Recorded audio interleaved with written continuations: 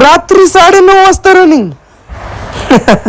माझा मित्र पण असाच शॉक झाला जेव्हा त्याला कळालं की आम्ही 9:30 वाजता रनिंगला चाललोय रात्री.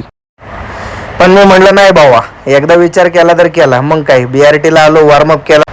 वॉर्मअपला सुरुवात केली. रात्रीचे 10 वाजले होते, पण आजूबाजूचं वातावरण अतिशय सुंदर आणि स्वच्छ होतं. गाड्या कमी होत्या, गाड्यांची वर्दळपाळ कमी होती. मला भीती वाटत होती की गाड्या जास्त असतील.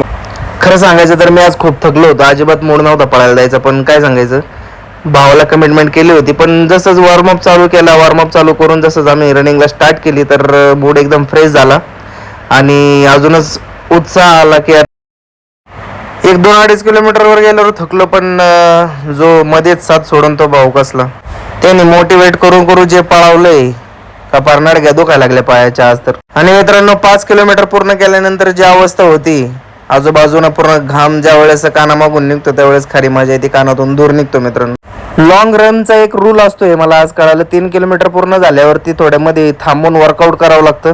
खरं सांगायचं तर अजिबात इच्छा नव्हती, पण करावं लागलं. आता भाऊ कर म्हणल्यावर करायचं असते, तिथं काही चालत नसते. कणत कुतत 50 जोर मारले. त्यानंतर आम्ही परतीच्या प्रवासाला निघालो. जे काही अवस्था झाली, 5 किलोमीटर पळून झाल्याच्या नंतर जी काही अवस्था होती,